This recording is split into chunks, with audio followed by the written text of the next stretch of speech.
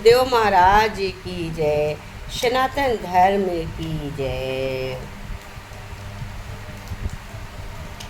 प्रभु गुरुदेव के सुविचार।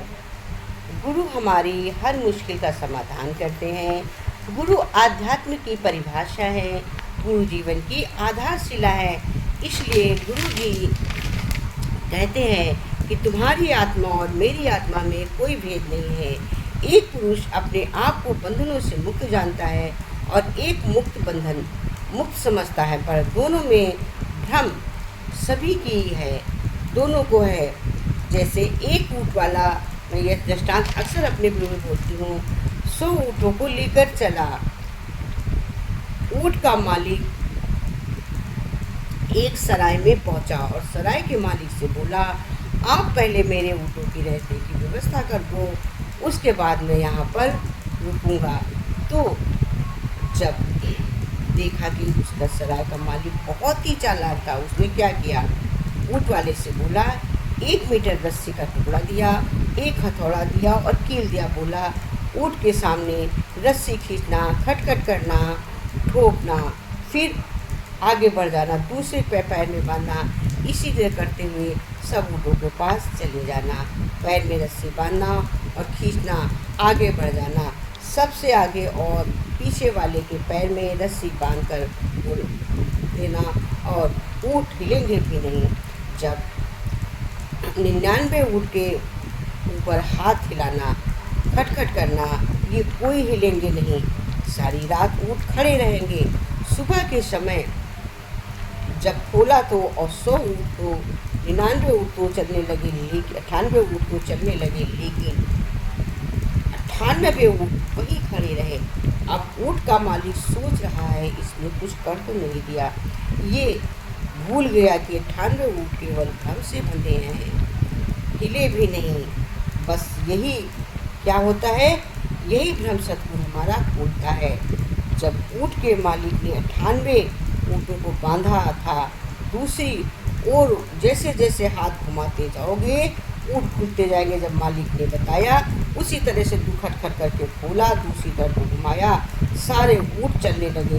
तो यही भ्रम केवल हमारे अंदर है, यही गुरु हमारा यही भ्रम खोलता है। गुरु मेरे इसी भ्रम को दूर करता है, यही भ्रम खोलता है, इसी भ्रम को गुरु दूर करता है। तो हम भी ऊँटों के जैसे भ्रमहीन होकर चलने लगते हैं।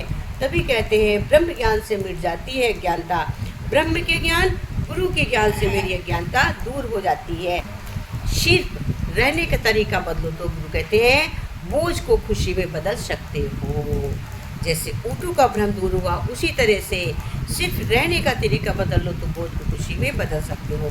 हर काम को लेकर मन में एक विचार आता है, उससे ही तय होता है कि आप काम को खुशी से करेंगे या बोझ समझकर।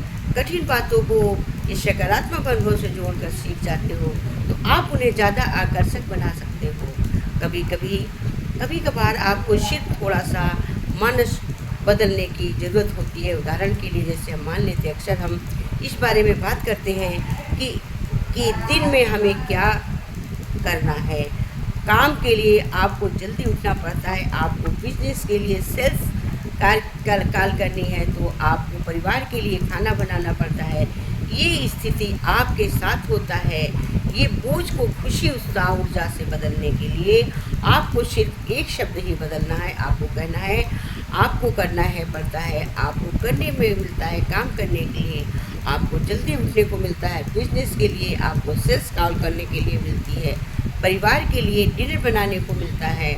मात्र एक शब्द बदलने से ही आप उस नज़रिए को बदल सकते हैं। जिस प्रकार आप हर घटना को देखते हैं, हर तरह के व्यवहार को बोझ के रूप में देखने के अंदाज के में बदलाव करके उन्हें अवसर दे माने। मुख्य बात यह है कि यथार्थ दोनों ही सही हैं।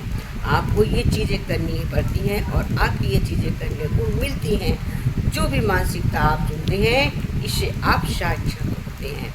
जब आप अपनी मानसिकता में ले आएंगे, हमें करना नहीं है, हमें करने को मिली है, हम जब खुशी प्रकट करेंगे तो ये भी मानसिकता को बदल देता है। क्योंकि समस्याएं खुद नहीं आती हैं, अनजाने में हम इन्हें पैदा करते हैं। इस तरह का एक बंगला चाहिए, इस तरह की एक कार चाहिए, उस तरह का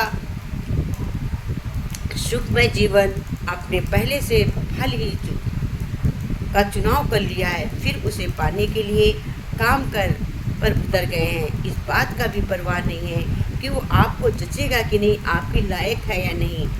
अपनी प्रकृति पहचाने बिना उल्टी दिशा में पतवार चलाते जाएंगे तो आपकी ज़िंदगी तबाह हो जाएगी। कामयाबी पाने वाले की ज़िंदगी हमारे लिए प्रेरक बन सकती है, लेकिन उसकी ज़िंदगी को ही सफलता का मंत्र मान लेना सरासर बेवकूफ़ी है। आप गाड़ी में जा रहे हैं, बीच सड़क पर एक गड्ढा है, आप उसे देख लेते हैं, उससे बचकर निकलना है तो सड़क पर ध्यान देना होगा, लेकिन आप क्या करते हैं, गड्ढे पर ही नज़र लगाए रहेंगे, अंत में उसी में फंसते हैं।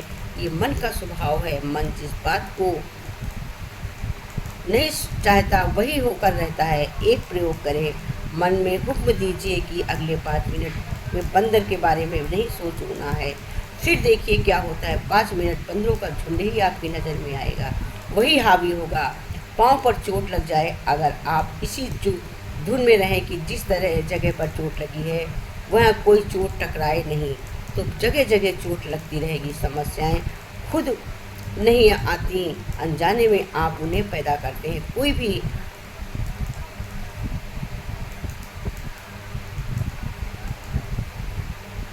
मुसीबत समस्या समझ में आ जाए कि ये निरर्थक है तो उसे आप खुद ही सोचने लगते हैं, और हमारी सोच ही हमें अनजाने में हमारी समस्याएं बन जाती हैं।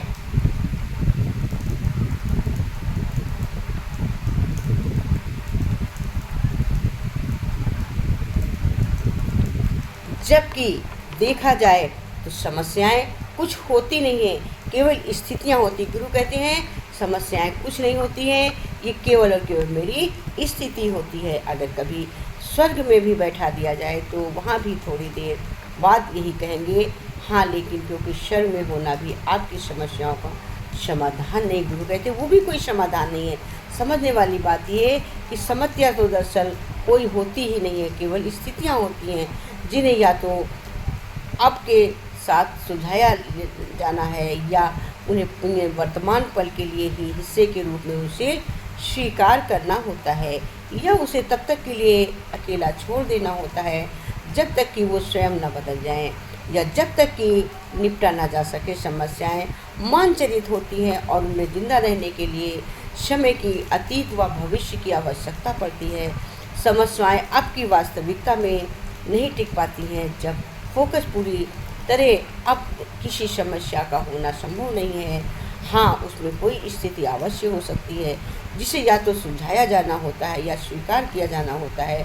किसी भी बात को समस्या क्यों बनाया जाए, जीवन जैसा है कि क्या वैसा आप एक चुनौती नहीं है, आपको समस्याएं क्यों चाहिए। आपका मन तभी समस्या के गले लगा करता है जब वो चैतन्य नहीं होता बल्कि बेखुदी और बेसुधी में होता है, क्योंकि तब समस्याएं आपकी एक प्रकार की पहचान देती है। स्मरण का मतलब है कि आप स्थिति पर मानसिक रूप से डेरा डालकर बैठे हुए हैं, तभी आपकी इसकी सोच बदलती है। समस्याएं कुछ नहीं होती, केवल मेरी स्थिति होती है, बट मैं उसको समस्या समझ लेती हूँ।